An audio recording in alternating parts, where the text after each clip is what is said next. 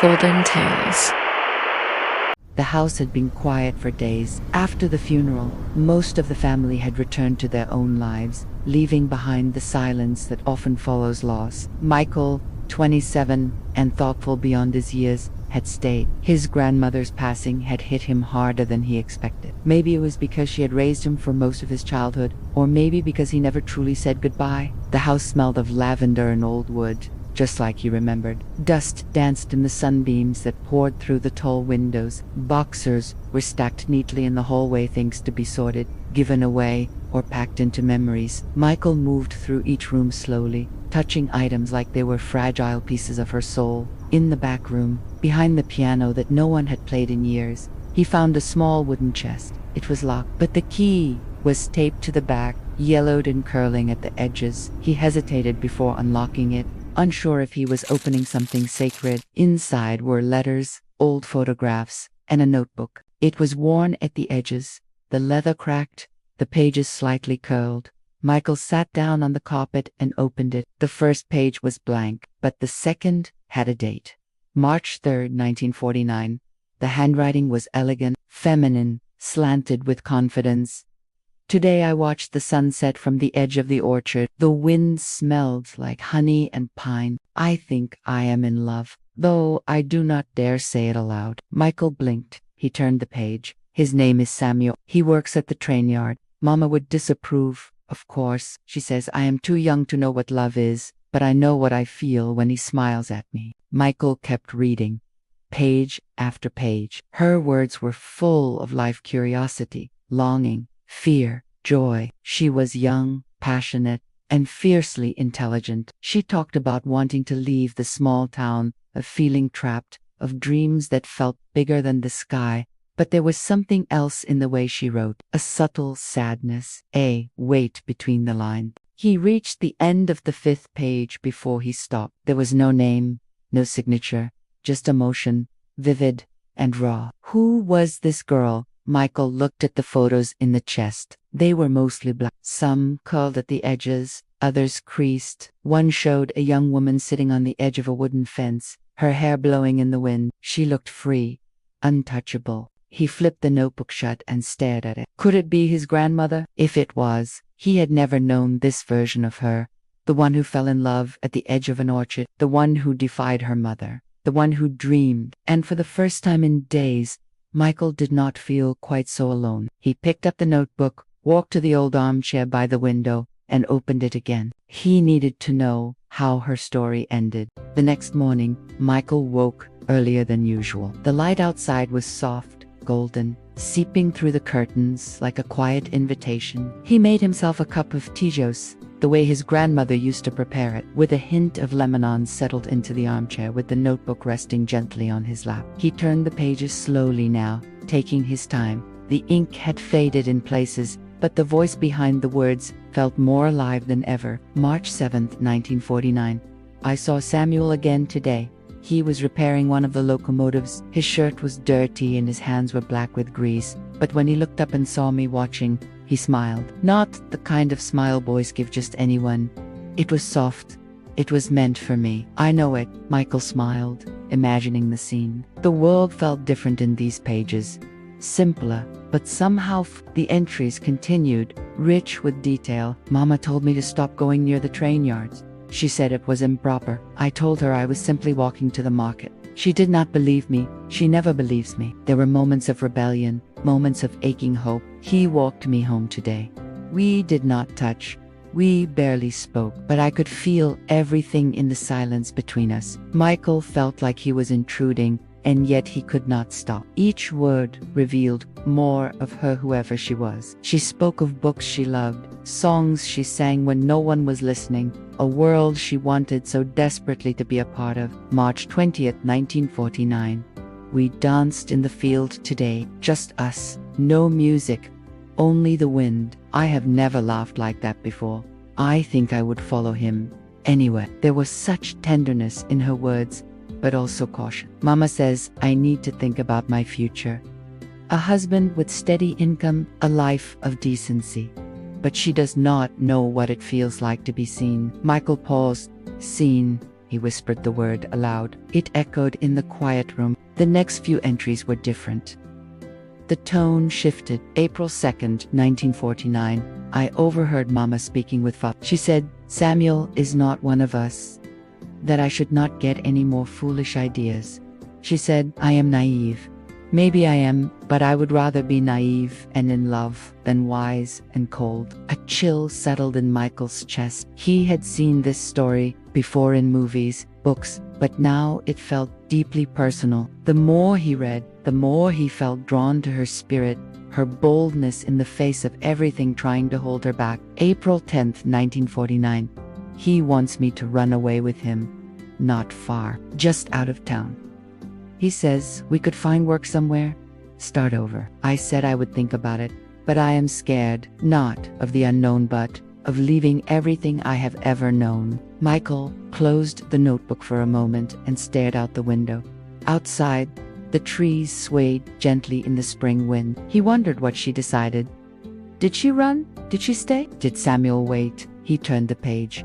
April 14th, 1949. I said yes. Michael's breath caught.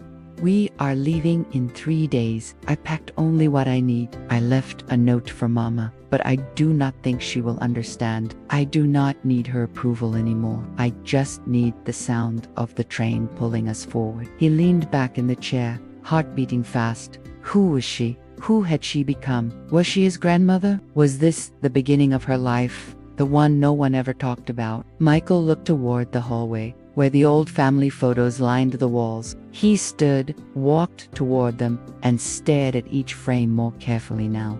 Searching for Samuel, searching for a younger version of her, but there were no names, no captions, just smiling faces caught in time. He returned to the chair, picked up the notebook, and turned the page. The next entry was dated 2 weeks later, April 28, 1949. I came back, alone. Michael froze. He kept reading. We made it as far as the next county. He held my hand the whole way. But something changed. He became quiet, distant. He said he could not do it, not like this. Said I would regret it, that I deserved more. He put me on the return train and walked away. I watched him grow smaller through the window until he was gone. Michael exhaled slowly. The emotion gripped his chest. Mama never asked where I had been. She just told me to set the table. I never told her the truth. I did not want to give her the satisfaction. But part of me died that day. The part that believed in forever. The last sentence of the entry was scrawled, almost unreadable. But I do not regret going. I would rather be heartbroken than never have felt it at all. Michael closed the notebook and held it against his chest. Whoever she was, she had lived fully, bravely, and he would keep reading, no matter how much it hurt. Because her story was not just hers anymore. It was becoming his. Michael spent the entire afternoon with the notebook. He read the April 28th entry over and over again. The moment the girl returned home alone, broken, yet unashamed, settled heavily on his heart. The words had a kind of grace to them, the way pain often does when time has passed. But this was not over. Not yet. He turned the page. May 1st, 1949. I pretend I am fine. I rise early. I help Mama with the chores. I smile at neighbors. I sew in silence. I am learning to wear a mask. But at night, I hear the train whistles. I count them. I wonder if he ever boards one, if he ever looks back. Michael felt the ache behind every syllable. It was not just about a lost love. It was about a dream that had almost been real. He continued reading. May 9th, 1949. Mama said Mr. Landon is going to stop by. He is the son of a local banker. She said I need to be presentable. I wanted to laugh. Instead, I nodded.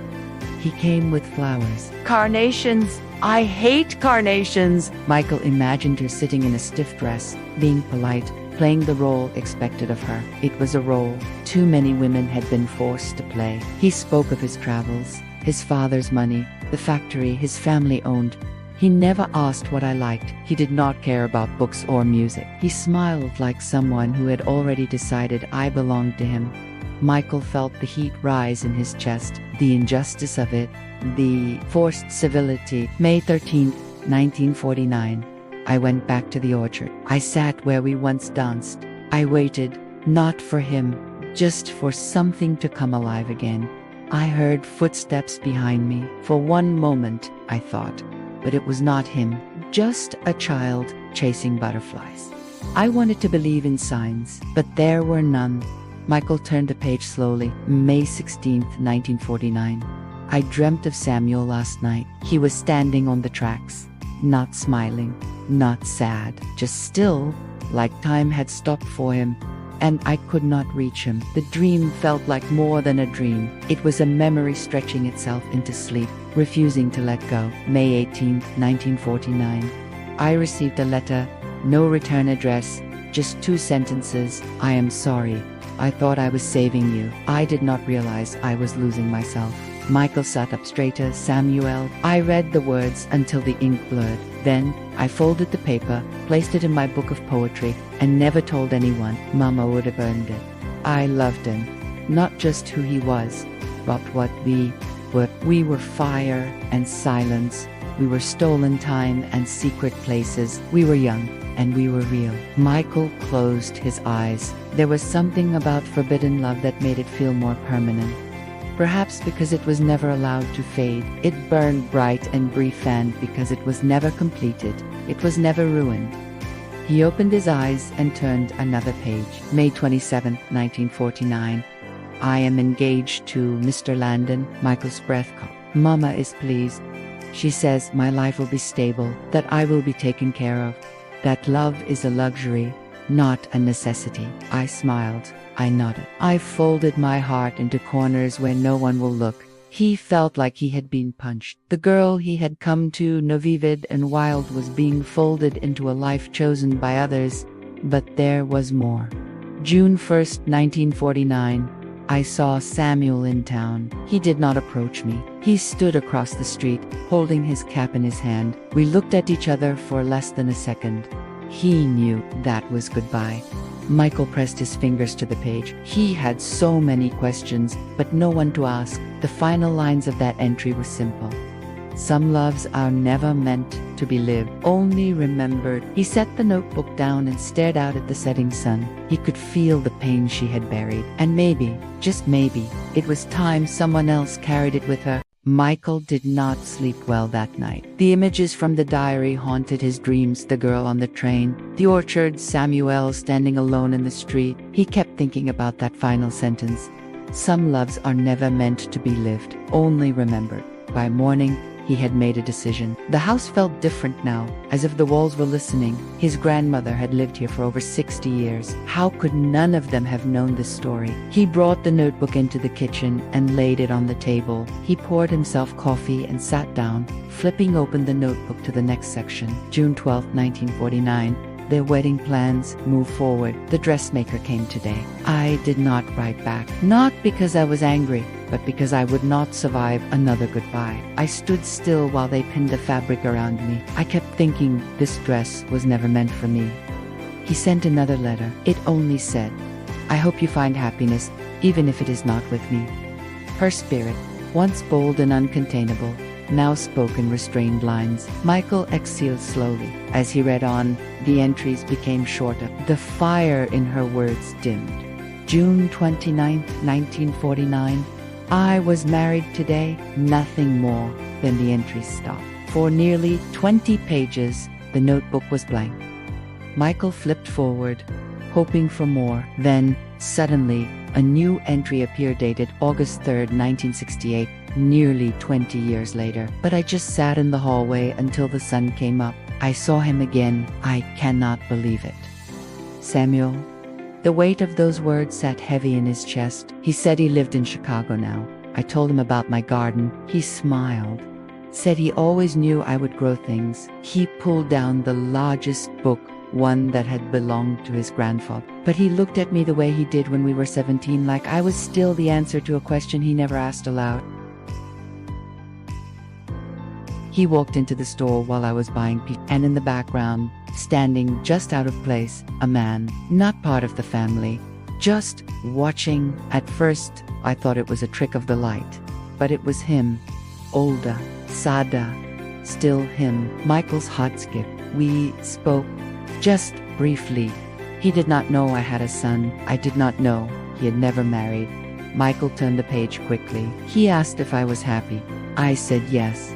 He nodded. Then another pause. The next entry was dated August 10th, 1968. But I made the only ones I could. I love my family. I love my children, but part of me will always be 17, barefoot in the orchard, hearing him say my name. I found the old letters. I read them all again. I wept. I laughed. I wanted to scream. I think I need to tell someone someday. Not yet. But this story cannot die with me. She had lived a whole life before the one he knew.